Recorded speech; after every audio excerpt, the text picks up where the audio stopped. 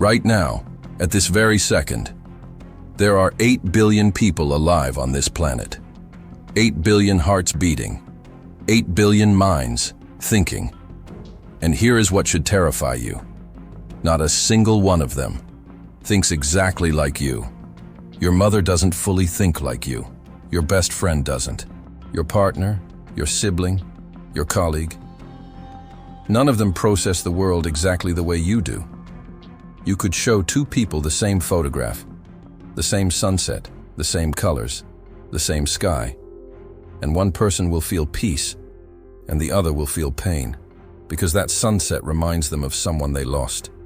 Same image, two completely different realities. And this single truth is the source of almost every conflict, every misunderstanding, every broken relationship, every war, every divorce, and every argument you have ever witnessed or been part of in your entire life. People do not fight because they are bad. People fight because they think differently, and they don't understand why. So here's my promise to you. By the end of this chapter, just this one chapter, you will understand something that 90% of human beings go their entire lives without ever grasping. You will understand why people think the way they do. Not just what they think, but why. And once you see it, you cannot unsee it. Your relationships will change. Your patience will change. Your self-awareness will change. Your power over your own mind will change. This is chapter 1 of the psychology of human behavior. Let's begin. Section 1. The illusion of one reality. Let me start by destroying a belief that most people carry without ever questioning it. The belief is this: I see the world as it is. No, you don't. You see the world as you are. This is not a motivational quote. This is neuroscience. Your brain receives approximately 11 million bits of sensory information every single second. From your eyes, ears, skin, nose, tongue, 11 million bits flooding in every second of your waking life. But here's the problem. Your conscious mind, the part of you that thinks, that decides, that you consider to be you, can only process roughly 50 bits per second. 11 million in, 50 processed. That means your brain is deleting 99.99999% of reality at every moment. It's filtering. It's choosing what to show you and what to hide from you. And here's the critical question. Who decides what gets through? Not you. At least not the conscious you. Your filters decide. And these filters were built over years, through your childhood, your culture, your trauma, your education, your parents, your pain, your victories, and your deepest fears. Let me show you what I mean. Imagine 3 people walk into the same room at a party. Person 1 grew up in a warm, loving family. They were encouraged to speak, to be seen, to connect. When they walk into the room, their brain filters for friendly faces, open body language, smiles. They feel, this looks fun. Person 2 was bullied for years in school. They were mocked for how they looked. When they walk into that same room, their brain filters for judgmental glances, whispers, people looking at them. They feel, everyone is watching me. Person 3 grew up in poverty, surrounded by people who used others for personal gain. When they walk into the same room, their brain filters for who has power, who wants something, who is a threat. They feel, what do these people want from me? Same room, same party, same music, same lighting, same people. 3 completely different realities. None of them are seeing the room as it is. They are seeing the room as they are. And this is the first great secret of human psychology. Every person you have ever met is living inside a private, filtered version of reality. And they believe it is the reality. When you truly understand this, anger starts to dissolve. Judgment starts to soften. Not because bad behavior becomes acceptable, but because you begin to understand that the person in front of you is not operating from the same map of reality that you are. They're not stupid. They're not crazy. They're not evil. They're filtered. And so are you. Section 2. The 5 architects of thought.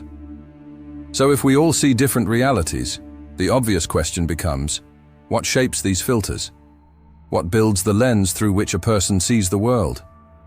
After studying psychology, neuroscience, behavioral science, and thousands of case studies, I've identified 5 primary architects that construct how a person thinks. I call them the 5 architects of thought. And once you know them, you will be able to look at any human being, a stranger, a friend, a lover, an enemy, and begin to decode why they think and act the way they do. Architect number 1, childhood programming. This is the deepest layer, the foundation upon which everything else is built. Between the ages of 0 and 7, the human brain operates primarily in theta brainwave frequency, the same frequency used in hypnosis. What does that mean? It means that for the first 7 years of your life, you were essentially in a trance state. You were not analyzing the world. You were absorbing it, downloading it, without filters, without critical thinking, without the ability to say, I disagree. Whatever your parents said, you downloaded. Whatever your environment showed you, you downloaded. Whatever emotions surrounded you, you downloaded. If your father said, money is the root of all evil, that didn't enter your brain as an opinion. It entered as a program, a line of code written directly into your subconscious operating system. If your mother was constantly anxious, you didn't learn anxiety. You absorbed it. It became part of your neurological wiring. If love in your house looked like screaming and chaos, then your subconscious defined love as screaming and chaos.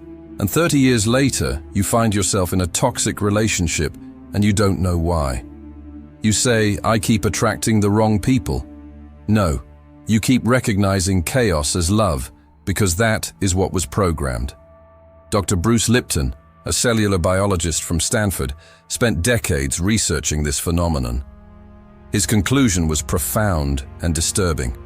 95% of your life is controlled by subconscious programs that were installed before you were 7 years old. 95%. That means the thoughts you think are yours, the preferences, the fears, the reactions, the patterns, the vast majority of them were given to you before you could even read. You are, in many ways, living your parents' psychology, unless you have done the conscious work to reprogram it. This is why 2 siblings, raised in the same house, can turn out completely different. One may have internalized the mother's anxiety. The other may have internalized the father's resilience. Same house, different downloads. Architect number 2, cultural conditioning. If childhood programming is the software installed at home, cultural conditioning is the operating system installed by society. And this one is massive. Let me give you a simple example. In Japan, if you are in a business meeting and your boss presents an idea, the culturally conditioned response is to listen, respect, and agree publicly, even if you privately disagree. Harmony bao wei is the highest social value. Confrontation is considered disrespectful, even destructive. Now take that same scenario and place it in New York City. The culturally conditioned response? Challenge the idea. Debate. Push back. Show you have an independent mind. In American business culture, disagreement is often seen as a sign of intelligence and confidence. Same situation. One person stays silent. The other speaks up. Is the Japanese employee weak? No. Is the American employee rude? No. They are both products of their cultural programming. Culture shapes what you believe is polite, what you believe is successful, what you believe is masculine, what you believe is feminine, what you believe is shameful, and what you believe is honorable. And here's what makes it dangerous. Cultural conditioning is invisible to the person living inside it. A fish doesn't know it's in water, and most people don't know they're in a culture. They think their cultural values are simply how things are. Universal truths, common sense. They're not. They're local programs, installed by geography. If you had been born 5,000 miles in any direction from where you were actually born, you would likely hold completely different beliefs about God, about marriage, about success, about death, about gender, about authority, about food, about money, about love. You didn't choose your beliefs. Your zip code did. And once this hits you, really hits you, you start to hold your beliefs a little more loosely. Not because they're wrong, but because you finally realize they're not the only version of right. Architect number 3, traumatic experiences. If childhood programming is the foundation and culture is the operating system, then trauma is the virus in the system. It rewrites everything. Trauma does not just create memories. Trauma rewires the brain.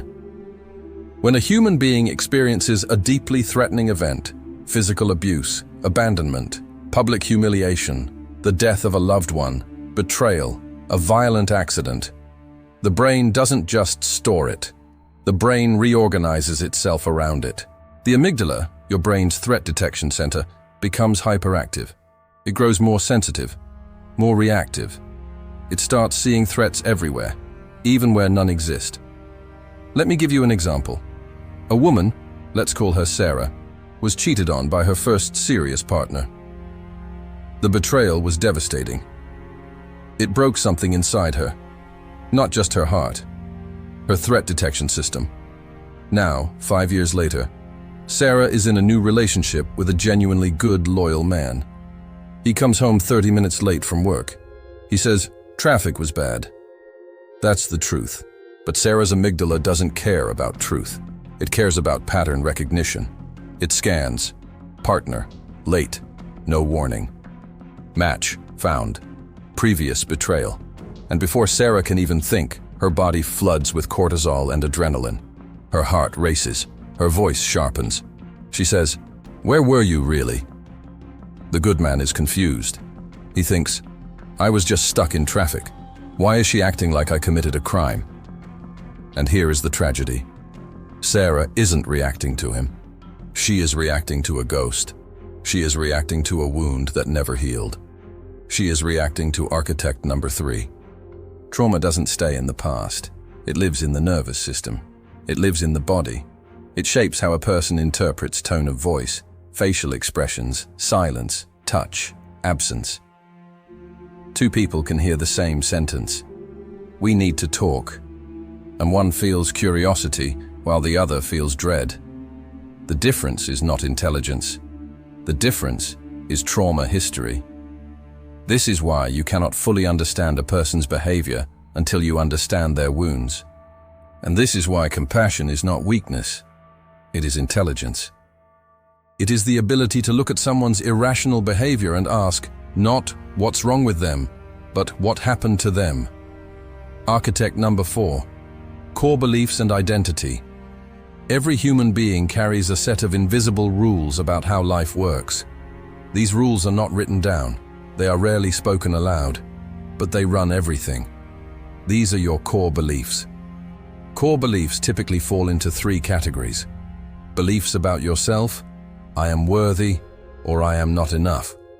Beliefs about others, people are generally good, or people will always let you down. Beliefs about the world, life is full of opportunity, or life is unfair and painful. Now here's what makes core beliefs so powerful.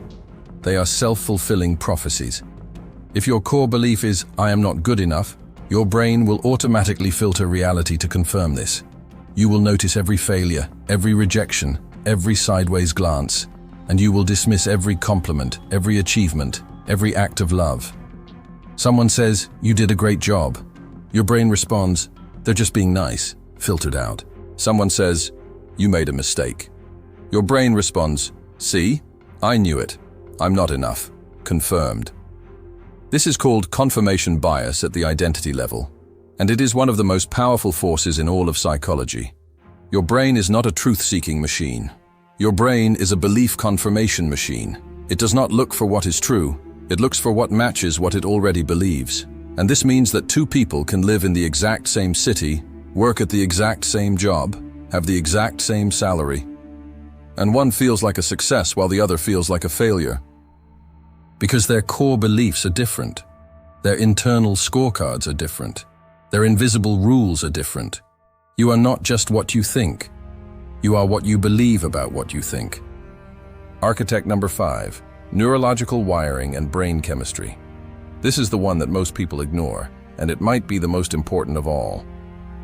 Not all differences in thinking are psychological, some are biological.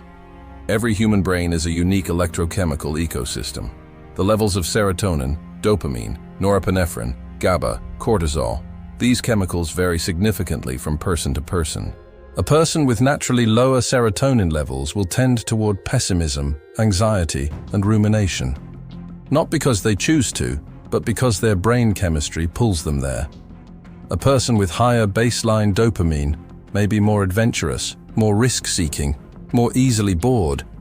Not because they're irresponsible, but because their brain craves stimulation. This is why some people can watch a horror movie and feel thrilled, while others feel genuinely traumatized. It's not courage versus cowardice. It's neurochemistry. This is why one person can quit smoking in a day, while another fights the addiction for 20 years. It's not willpower versus weakness.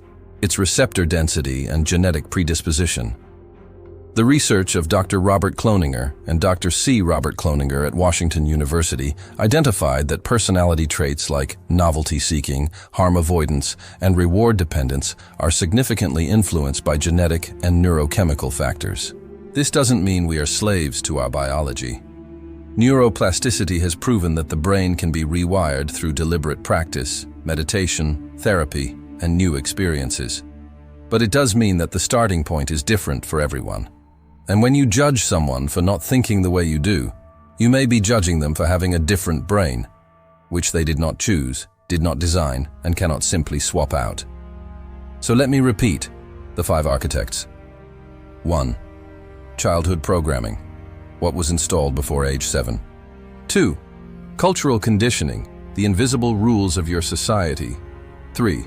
Traumatic experiences, the wounds that rewired your threat system. 4.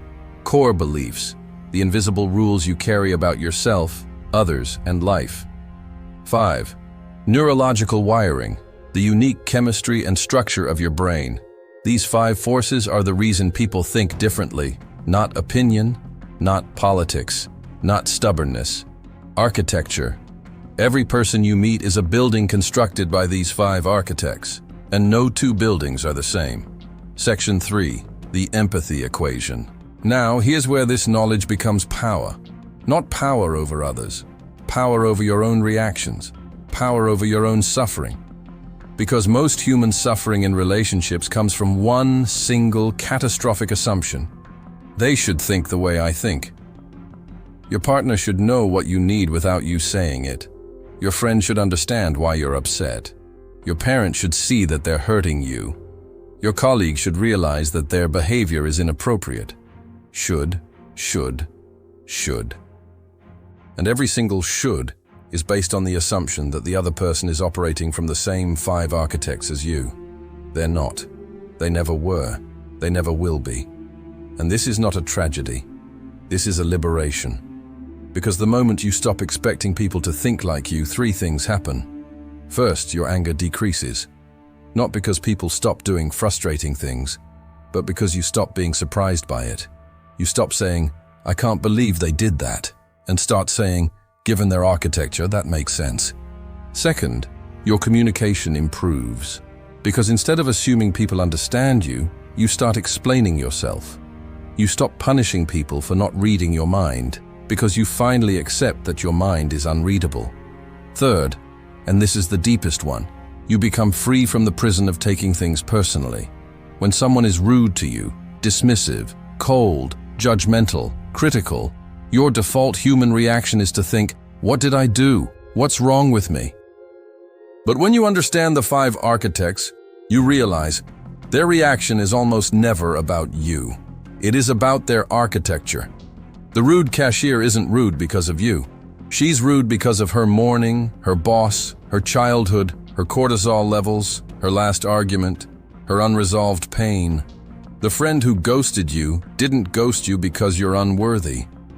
They ghosted you because their architecture around conflict, vulnerability, or attachment is different from yours. The parent who never said, I love you, didn't withhold love because you didn't deserve it. They withheld it because their own parents never gave it to them. and they literally do not have the software to express it. This is what I call the empathy equation. Understanding someone's architecture doesn't mean approving of their behavior. It means understanding its origin. You can understand why someone acts the way they do, and still choose not to accept it. You can have compassion for someone's wounds, and still set boundaries. You can forgive the person, and still reject the pattern. Empathy is not about being soft. Empathy is about being accurate. It is the most precise tool for understanding human behavior ever developed. And it starts with one shift. Stop asking, why would they do that? And start asking, what architecture produced that behavior? That single question will transform every relationship you have. Section 4, the mirror principle. But I want to push you further, because understanding others is only half the equation. The more dangerous question, the question most people spend their entire lives running from, is this. Why do you think the way you think? What are your 5 architects? What was programmed into you before age 7 that you've never questioned? What cultural beliefs do you hold that you've never examined, because everyone around you holds them too? What traumas are still running your nervous system, disguised as personality traits? What core beliefs are operating beneath your awareness, silently shaping every decision you make? What parts of your thinking are neurological, not philosophical? Most people never ask these questions, and so they go through life on autopilot, reacting, not responding, running programs, not making choices, living their parents' fears, not their own dreams. Let me give you a test. A simple, uncomfortable test. Think of a belief you hold strongly, something you feel certain about. It could be about relationships, money, success, religion, politics, anything you feel strongly about. Now ask yourself 3 questions. Question 1, where did this belief come from? Was it the result of your own research, experience, and deliberate analysis? Or did you absorb it from a parent, a teacher, a culture, a peer group, a traumatic experience? Question 2. Have you ever seriously considered the opposing view? Not to defeat it, not to mock it, but to genuinely understand why an intelligent, thoughtful person might hold the opposite belief. Question 3. If you had been born in a completely different country, to completely different parents, in a completely different economic situation, would you still hold this belief? If the answer to question 3 is probably not, then what you're holding is not a truth. It's a download, a program, an inheritance. And that's okay, as long as you know it. The danger is not in having programmed beliefs. The danger is in mistaking programmed beliefs for objective truth, and then judging, fighting, or even killing others who hold different programs. This, by the way, is the root cause of almost every major conflict in human history. Every war, every genocide, every religious persecution, every political divide. 2 groups of people, each running different programs, each absolutely convinced that their program is truth, and the other's is madness. The Nazis didn't believe they were evil. They believed they were right. Their architecture, cultural conditioning, propaganda programming, tribal identity, fear-based core beliefs, produced thinking that led to the darkest chapter in human history. The architects built the building, and the building behaved according to its design. This does not excuse evil. This explains it. And explanation is the first step toward prevention. If you want to prevent darkness, in yourself, in your society, in the world, you must understand how it is constructed. You must study the architects. Section 5. The choice beyond programming. So does this mean we are all just robots? Helpless slaves to our programming? Prisoners of our 5 architects with no free will? No. And this is the most beautiful part of human psychology. You are the only species on Earth that can observe its own programming. A lion cannot question why it's aggressive. A deer cannot question why it's fearful. A bee cannot question why it follows the hive. But you can. You can sit in silence and watch a thought arise and say, "That's not me. That's my mother's fear." You can feel a reaction surge through your body and say, "That's not about this moment. That's about a wound from 15 years ago. You can notice a cultural bias shaping your judgment and say, that's not truth, that's geography. This capacity, this ability to observe your own mind, is called metacognition, thinking about thinking. And it is, arguably, the highest function of the human brain. It is the space between stimulus and response that Viktor Frankl wrote about, the Holocaust survivor and psychiatrist who said, "Between stimulus and response, there is a space. In that space lies our freedom and our power to choose our response. In our response lies our growth and our freedom." The 5 architects built your default programming, but metacognition gives you the ability to rewrite it. Not overnight, not easily, not without discomfort, but it can be done. Every time you question a belief, you weaken an old program. Every time you choose a response instead of a reaction, you build a new neural pathway.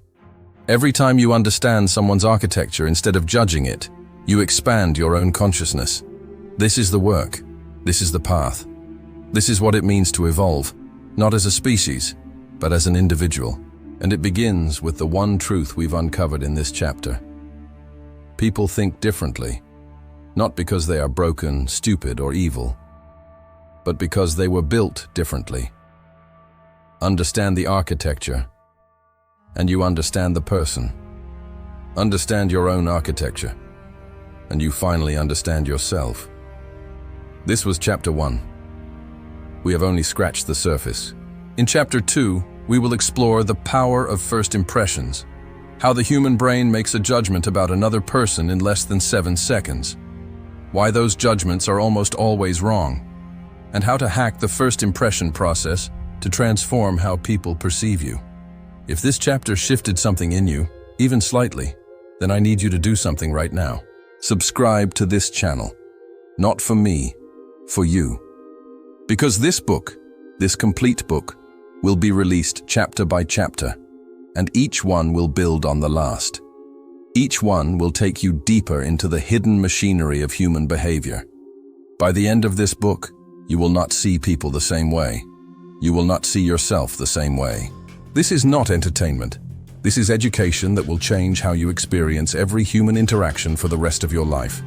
Hit subscribe, turn on notifications, and I will see you in Chapter 2. Until then, observe your thoughts, question your programs, and remember, you are not your programming. You are the one who can see the programming, and that changes everything.